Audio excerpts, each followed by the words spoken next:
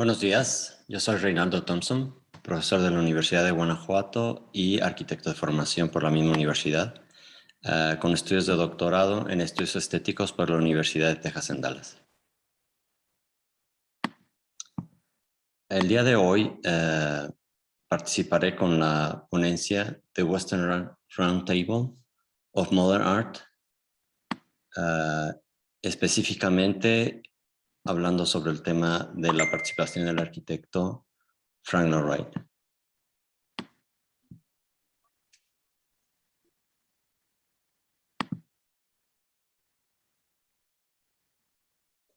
Bien, el evento de Western Roundtable of Modern Art celebrado en San Francisco, California, del viernes 8 al domingo 10 de abril de 1949, guarda ciertos paralelismos con la situación actual a nivel global.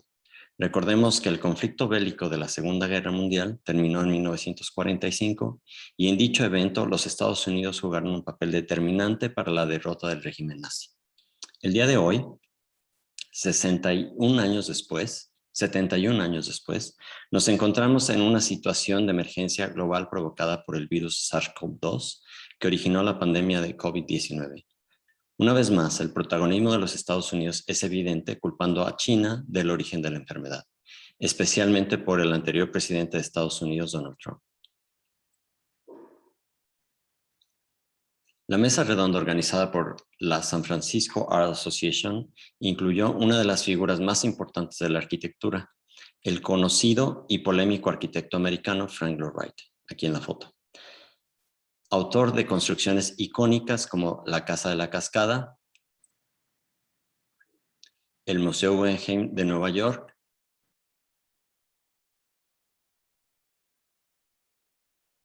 y sus construcciones de inspiración maya como la Casa Ennis y la Hollyhock,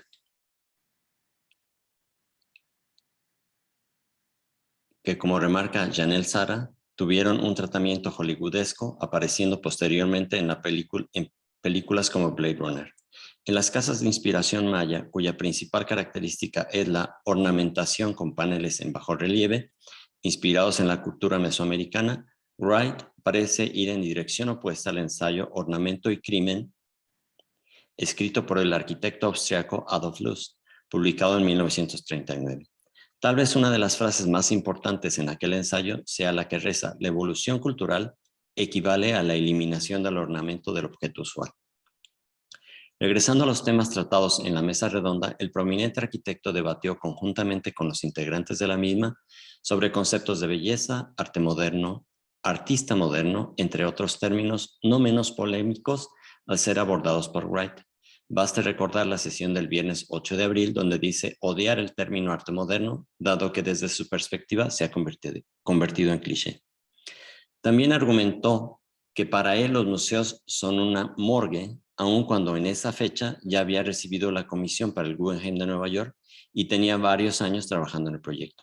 Un edificio que, si bien abrió una nueva dirección hacia las catedrales de la cultura, fue incluso criticado por Peggy Guggenheim, sobrina de Solomon Guggenheim, patrocinador de la construcción. Ella lo denominaba el garage del tío Solomon.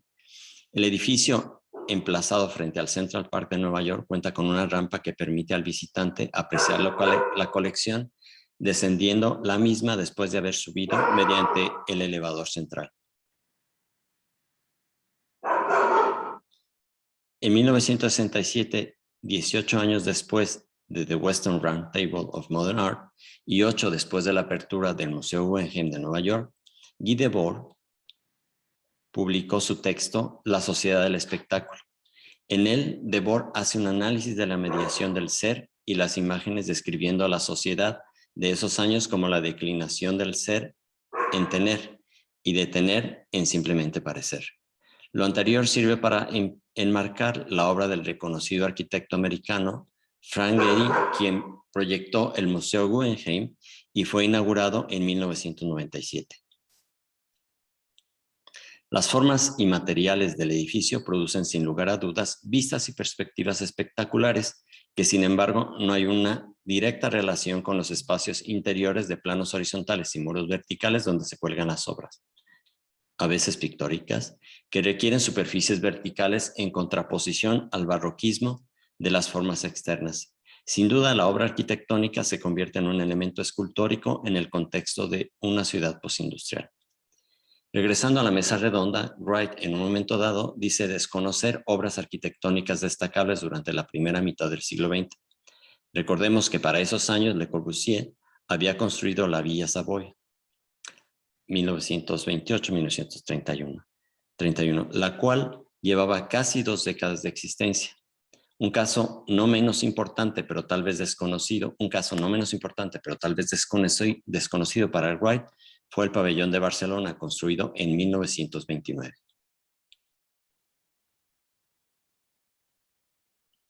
Y desmantelado en 1930, menos de un año después de haber sido construido. Sin embargo, para esos mismos años de la mesa redonda se estaba construyendo la sobria y elegante Casa Farnsworth. Perdón, este es el edificio de Mies van der Rohe, el pabellón de Barcelona, y esta es la Casa Farnsworth. Inspirada en los templos griegos sobre una plataforma elevada. La autoría del edificio es del arquitecto alemán Mies van der Rohe, radicado por aquellos años en Estados Unidos. Durante la construcción de la Casa Farnsworth fue terminada la Casa de Cristal, aquí en la imagen, o Glass House de Philip Johnson, quien argumentó lo siguiente. En el caso de la Casa de Cristal, el enfoque estilístico es perfectamente claro. Mies van der Rohe y yo habíamos hablado de cómo se podía construir una casa de cristal y cada uno de nosotros construyó una. La de Mies fue, por supuesto, la primera y la mía fue una adopción del maestro, aunque es un enfoque bastante diferente. En mi caso, hubo muchas influencias históricas en juego. La Casa de Cristal es estilísticamente una mezcla de Mies van der Rohe, Malevich, el Partenón, el jardín inglés, todo el movimiento romántico, la simetría del siglo XIX. En otras palabras, todas estas cosas se mezclan en él, pero básicamente es lo último de lo moderno, en el sentido de la forma histórica en que tratamos la arquitectura moderna hoy, el simple cubo.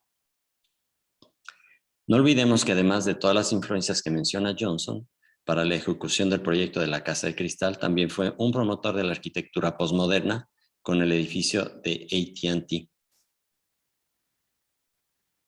Aquí el edificio de AT&T, como uno de los más conocidos, sin olvidar la arquitectura de caricatura, que van desde los ejemplos de Michael Graves para Walt Disney, estudios en Burbank, California, de 1986, o los pastiches neoclásicos del arquitecto catalán Ricardo Bofill, construidos principalmente en Francia, para que posteriormente la arquitectura diera un giro y volviera a contemplar los principios de la desacreditada arquitectura racional. Como ejemplo podemos dar el de Richard Meyer, la Casa Rachowski de 1996. En Latinoamérica la arquitectura ha sido prolífica e importante. Ejemplos como los de Lucio Costa, Oscar Niemeyer, Lina Bobardi, Pedro Ramírez Vázquez o Luis Barragán. Entre muchos otros, han sentado las bases y asimilado las enseñanzas de los movimientos internacionales de la primera mitad del siglo XX. Regresando una vez más a la mesa redonda de Wright, se refiere a las obras de arte moderno que no le place, como arte degenerado, de la misma manera como los ideólogos del régimen nazi nombraban las obras que no se apegaban a los cánones clásicos de belleza. En años recientes, el expresidente de Estados Unidos, Donald Trump, promovió una orden ejecutiva que no fue aprobada para prohibir la construcción de arquitectura moderna en edificios públicos, promoviendo la idea, cito, de hacer que los edificios federales vuelvan a ser hermosos. Cierro la cita. Las críticas no se hicieron esperar y finalmente la iniciativa no prosperó, además de que el expresidente no fue reelecto como era su ambición.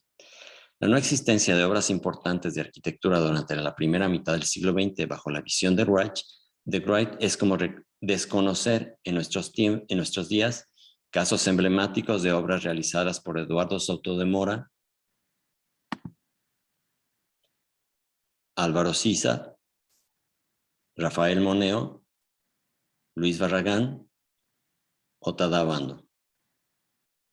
y una larga lista de grandes figuras de arquitectura de la segunda mitad del siglo XX y las 2 décadas de este. En cuanto a obras de arte, hubo una mención recurrente en el evento de San Francisco, y fue la obra Desnudo descendiendo la escalera de Marcel Duchamp, la cual sin duda seguía siendo una obra retiniana, es decir, una imagen realizada con pintura al óleo y no las controversiales obras denominadas objetos encontrados como el portabotellas de 1914 y la fuente de 1917, ya perdidas en la fecha del evento. Tal vez lo más disparatado de la mesa fue el momento en el que Wright afirma ver a Picasso como un payaso y un impostor.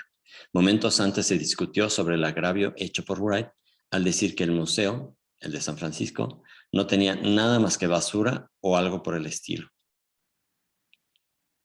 Curiosamente, Wright abrió Taliesin, una escuela de arquitectura en 1932, una en Wisconsin y otra en Arizona, en la que sin duda se abordaban temas de arte además de los propios de la arquitectura. Sin embargo, con la visión conservadora de su dirigente, sería interesante indagar las investigaciones realizadas en torno a las directrices de la enseñanza sobre arte moderno durante los años en que Wright dirigió la institución. Taliesin fue cerrada definitivamente en enero de 2020, donde quien esto escribe participó en el programa de artistas en residencia organizado por la artista Saskia Jorda, compañera de Víctor Siri, quien fungió como dean de la escuela hasta el año de 2015. La institución vio su ocaso después de 88 años de vida, cuando realizaba actividades interdisciplinarias que tal vez hubieran enfurecido al propio Wright. Muchas gracias.